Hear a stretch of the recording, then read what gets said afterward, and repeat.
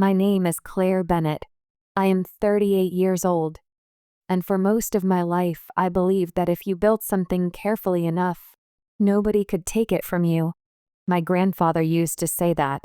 He was a carpenter. Not the kind who appeared on television renovation shows. The real kind. The kind whose hands looked like old tree roots. The kind who could stand in the middle of an empty field, look at a stack of lumber, and already see the house that would stand there 20 years later. When I was 9 years old, he took me to a construction site where he was building a farmhouse outside Astoria, Oregon. I remember standing in the skeleton of that house while rain tapped against exposed beams. There were no walls yet, no roof, just measurements, lines, structure, possibility. I asked him how he knew the house wouldn't fall down. He laughed. Then he tapped a blueprint with one finger, because the important parts are buried where nobody looks. I didn't understand what he meant then. I do now, because this story isn't really about a house. It's about foundations, and the people who assume nobody bothered to build them. My parents, Thomas and Evelyn Bennett, spent most of their lives working jobs nobody notices. My father drove delivery trucks. My mother worked in a public library. Neither made much money. Neither complained. For 49 years, they built a marriage the same way my grandfather built houses. Quietly. One careful piece at a time. When I was 13, we took a weekend trip to the Oregon coast. My parents couldn't afford vacations. This was a rare thing. We rented a tiny room overlooking the ocean. The wallpaper was peeling. The carpet smelled strange. The television only had 3 channels. My mother loved it. Every morning she sat on a small balcony with coffee in both hands and watched the waves. The second morning she said something I never forgot. If I could wake up to this every day, I'd never need anything else. She wasn't talking about luxury. She was talking about peace. And that sentence stayed with me for 25 years. Long after she forgot saying it. Long after I left home. Long after life became complicated. I became an attorney. Corporate law. Long hours. Longer contracts. A profession where people smile while planning how to take something from each other. The money was good. The work was exhausting. But every year I saved. Every bonus. Every promotion. Every extra dollar. Because I carried that memory around like a folded blueprint. A balcony. Coffee. The ocean. By my 37th birthday, I had enough. Not for a mansion. Not for something ridiculous. Just enough for a beautiful weathered house overlooking the Pacific. 3 bedrooms. Large porch. Wraparound deck. Private beach access. Nothing flashy. Just steady. Strong. The kind of house my grandfather would have approved of. The purchase price was $612,000. I paid cash. No mortgage. No financing. No partners. No investors. Just me. The deed carried one name. Mine. The plan was simple. My parents' 50th wedding anniversary was 6 months away. I would surprise them. Hand them the keys. Watch my mother stare at the ocean. Watch my father pretend not to cry. That was all I wanted. Simple plans have a habit of attracting complicated people. My husband's family entered the story long before I realized they were part of it. My husband, Daniel, wasn't a bad man when I married him. That distinction matters. People like neat stories. Heroes. Villains. Good people. Bad people. Real life is messier. Daniel wasn't cruel. He wasn't manipulative. He wasn't abusive. He was weak, and weakness can destroy as thoroughly as cruelty. Maybe more. Because cruel people expect resistance. Weak people expect forgiveness. His mother, Patricia, understood that better than anyone. Patricia never shouted. Never insulted anyone directly. Never made scenes. Instead, she specialized in something quieter: erosion, like seawater against stone, one small wave at a time. The first year Daniel and I were married, she started using our guest room for storage, just temporarily. The second year, she kept spare keys, just in case. The third year, she began sending packages to our address, conveniently. The fourth year, she started referring to our house as the family house. Little things, tiny things, the sort of details people ignore. But foundations shift long before walls crack. I noticed. Daniel didn't, or pretended not to. I'm still not sure which. By year 8 of our marriage, Patricia behaved as though every property connected to her son belonged partially to her. Not legally, emotionally. And emotional ownership is dangerous because it ignores paperwork. The Seaside house purchase happened while Daniel was struggling. His construction business had experienced a difficult year. Several contracts collapsed. A developer declared bankruptcy. Money tightened. I offered help. He refused. Pride is expensive. Months later, I would learn exactly how expensive. When I bought the Seaside house, Daniel congratulated me. Patricia congratulated me.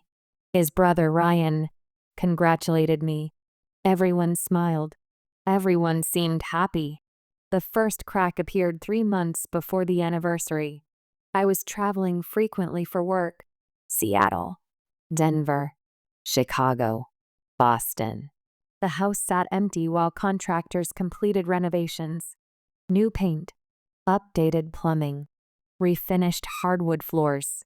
Nothing major, just preparation. Daniel offered to supervise. It sounded reasonable. He had experience. He lived nearby. I trusted him. Trust is efficient. Suspicion is labor. Most people choose efficiency. Then the utility bills started climbing. Water, electricity, internet, garbage collection. Not dramatically, just enough. Like a thermometer moving 1 degree at a time. I called Daniel. He blamed contractors. Perfectly reasonable. I accepted the explanation. Then property tax notices began arriving addressed to the house. Not unusual, except one envelope looked opened and resealed. Again. Not proof, just a detail. I filed it away mentally. Lawyers collect details the way mechanics collect tools. You never know which one you'll need. A month later, my mother called. Casual conversation. Near the end, she mentioned something strange. Patricia seems to spend a lot of time at the beach house. I asked what she meant. Oh, she posted photos online. Looks like she's helping. Helping. Interesting word. I checked social media. Patricia had indeed posted photographs. Living room. Kitchen. Back. Ocean view.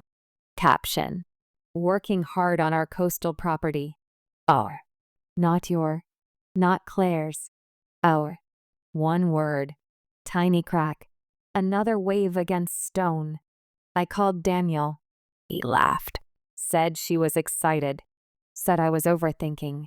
Maybe I was. Maybe not. The anniversary approached. 2 weeks remained. I flew to New York for a corporate acquisition worth $87 million. 3 days. Then 5. Then 7. The deal expanded. I stayed longer. Daniel assured me everything at the house was ready. Perfect. Nothing to worry about. Those words should have worried me more. The acquisition closed on a Thursday. I caught the first flight home Friday morning. The anniversary celebration was scheduled for Saturday. I planned to drive directly to the coast, surprise my parents, give them the keys. The entire dream. 25 years in the making. I arrived just after noon. The drive took 2.5 hours. The closer I got, the quieter I became. Not nervous. Focused. The way people become before witnessing something they've imagined for years. I turned onto the final road. saw the ocean, saw the house, saw 6 vehicles parked outside. 6. I slowed, then stopped. A wooden sign stood beside the driveway. Hand-painted. Professional. Beautiful. It read, Ocean Crest Retreat. Check-in 3 p.m. My first thought was absurdly simple. Wrong house. Then I saw Patricia's car and Ryan's truck, and suddenly the photograph lying face down inside that house became inevitable. I parked, walked toward the porch. The front door opened before I reached it. A couple emerged, carrying luggage. Tourists. Strangers. They smiled politely, walked past me. The woman said, Beautiful property. I nodded, because sometimes shock arrives so quietly you mistake it for calm. More guests appeared. Another couple. Then a family. Children. Suitcases. Beach towels. Rental guests. In my parents' anniversary house, a man wearing flip-flops asked if I worked there. I said no. Then I walked inside. The smell hit first. Industrial cleaning products. Air freshener. Temporary living. Not a home. A business. The living room contained brochures, guest instructions, Wi-Fi passwords, emergency contact numbers. Bedroom doors carried brass plaques. Room 1. Room 2. Room 3. Like a hotel. Like a blueprint redrawn by people who never built anything. And against one wall sat a framed photograph. My parents smiling on their 40th anniversary. Face down. I left it there, because I wanted to know who had turned it over. Patricia appeared from the kitchen.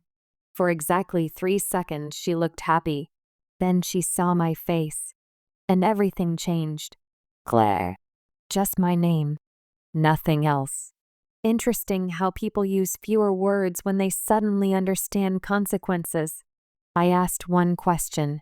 What is this? She launched into explanations immediately. Always a bad sign. Good explanations wait to be requested. Bad explanations arrive early. According to Patricia, they had created a temporary vacation rental. Just for the summer. Just to generate income. Just to help everyone. Just. Small words doing heavy lifting. Then Daniel appeared, and the expression on his face told me something important. He wasn't surprised, which meant this wasn't Patricia's idea alone. That realization hurt more than the hotel signs, more than the guests, more than the photograph, because betrayal changes shape when it becomes teamwork. I listened, asked questions, took notes mentally. No anger, no accusations, just information. Lawyers understand timing. The first person who speaks emotionally usually loses. Patricia interpreted my silence as weakness. Many people do. She became confident, started explaining profits, occupancy rates, future expansion plans. Expansion. Interesting. Apparently my parents' retirement home had become a business venture, without my permission, without my knowledge, without compensation. Then she made a mistake. One sentence. One tiny sentence. The kind people say when they think they've already won. We've already booked through October. Booked through October. Specific. Verifiable. Useful. I thanked her. Actually thanked her. Then I left. That confused everyone. They expected yelling, tears, drama. Instead, I drove away. Because my grandfather had been right. Important things happen beneath the surface, not where people look. If this story is hitting close, drop a comment and stay with me because what happens next is something none of them were ready for. I spent the evening reviewing public records, reservation platforms, business registrations, county permits, tax filings, everything. Patterns emerged quickly. The rental listing had been active for 93 days. Average nightly rate, $485.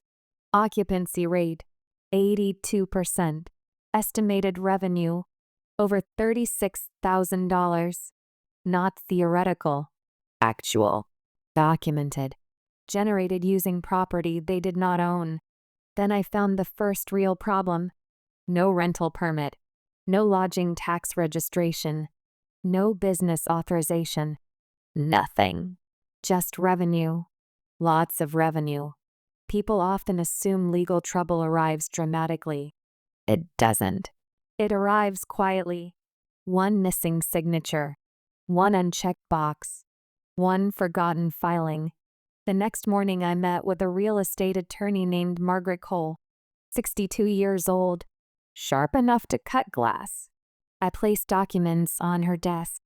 The deed, screenshots, tax records, photos, reservation calendars. She reviewed everything silently. Then she smiled, not happily, professionally, like an engineer discovering exactly why a bridge failed. Interesting, she said. Lawyers use that word the way doctors use concerning. I asked what happened next. Margaret outlined the process carefully. Ownership dispute, unauthorized commercial activity, tax violations, civil claims, potential fraud issues, several paths, all legitimate, all documented. Then she asked a question. Did you purchase the property through the Bennett family trust? I nodded, because that detail mattered, and nobody in Daniel's family knew it existed. Here was the foundation, buried where nobody looked. 3 years earlier, after handling several inheritance disputes professionally, I created an irrevocable trust, asset protection, estate planning. Nothing unusual. The Seaside house wasn't owned directly by me anymore. It belonged to the trust. And buried inside trust documentation was a specific occupancy clause. A clause my grandfather inspired years before his death. Any property purchased for parental residency could not legally be repurposed for commercial use without unanimous trustee approval. Violation triggered automatic penalties. Financial penalties. Severe ones. The trust documents were dated 18 months before I bought the property. Recorded. Enforceable. Invisible. Nobody knew.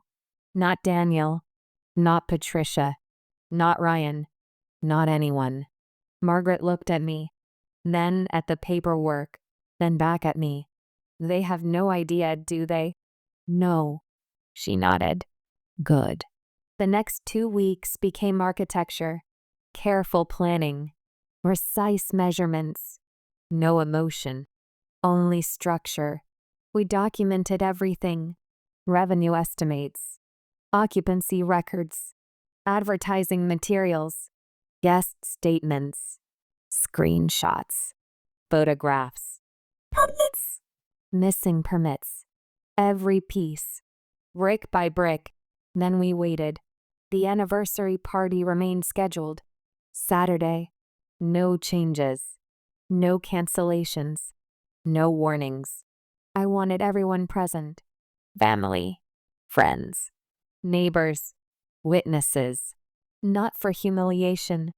For clarity. There's a difference. Saturday arrived bright and clear. Nearly 60 people attended.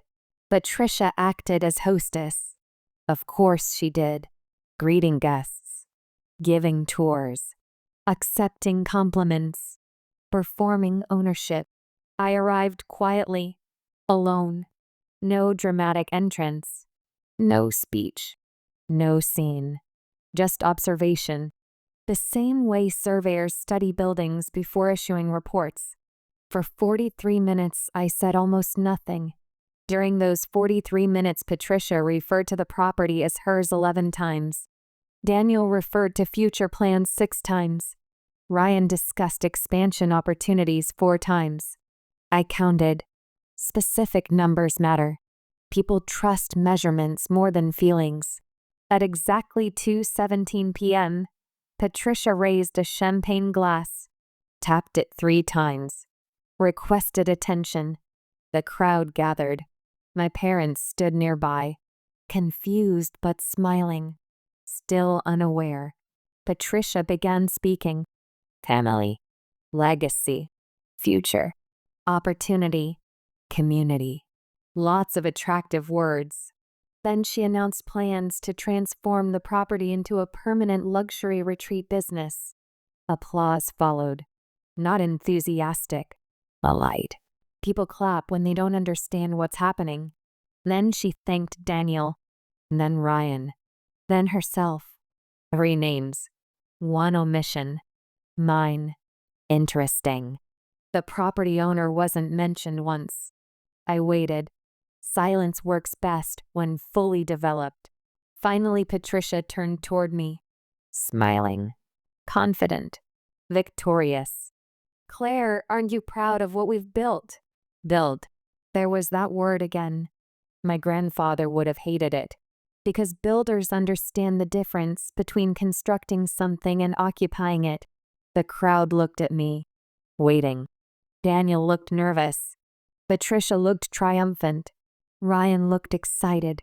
My parents looked confused.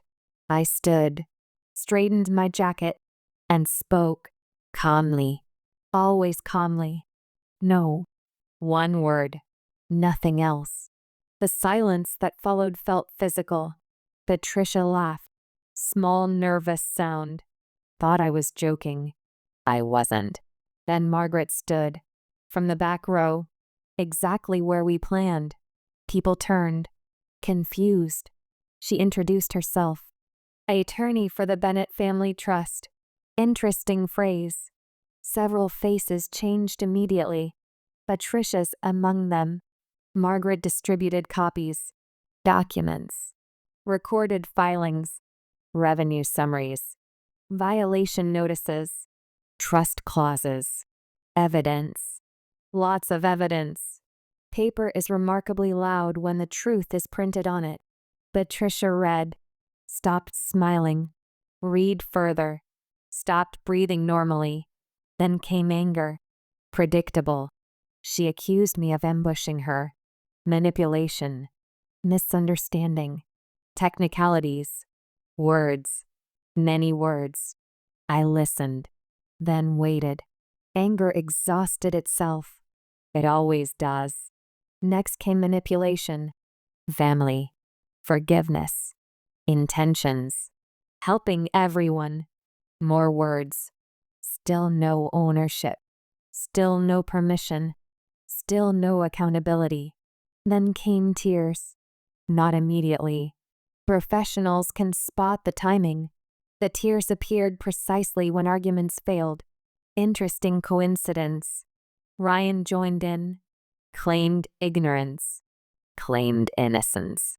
Claimed confusion. Daniel remained silent longest. Then he finally spoke, and somehow managed to make everything worse, because he admitted knowing, not details, not specifics, but enough. Enough to collapse plausible deniability. The crowd became very quiet. My mother looked at me, then at the documents, then at the house, and slowly understood. That moment hurt most. Not the betrayal, not the money. The realization on her face, the understanding that a gift intended for peace had become conflict. Margaret handled the rest. Professionally, the unauthorized rental revenue totaled approximately $41,870.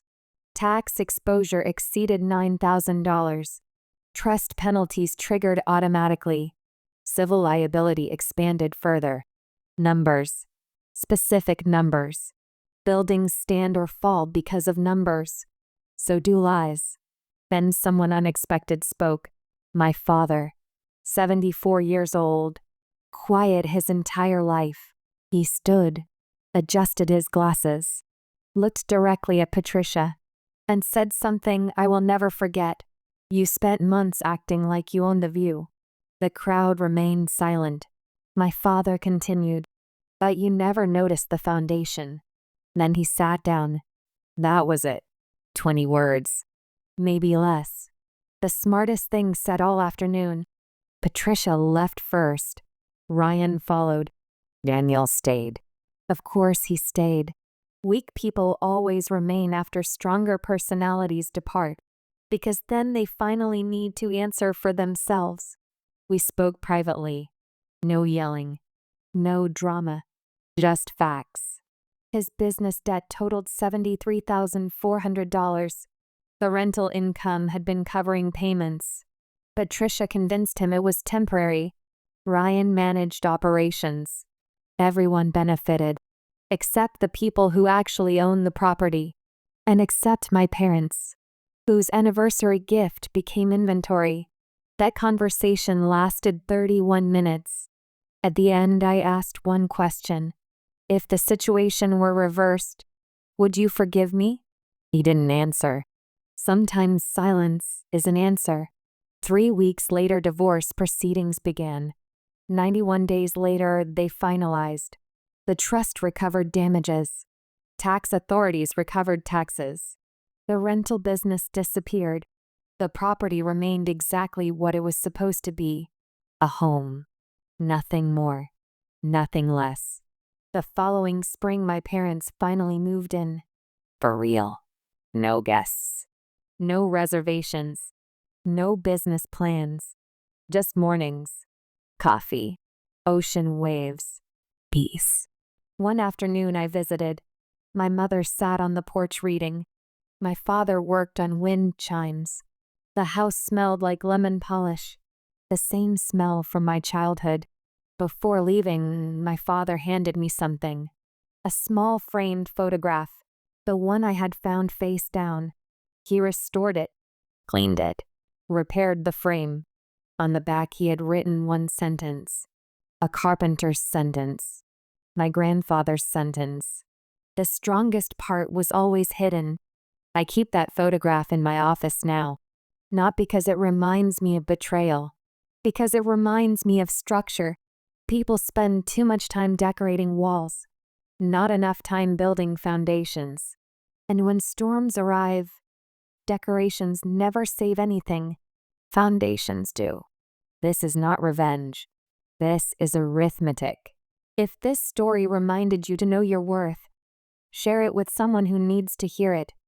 Subscribe, drop a comment, and I will see you in the next one.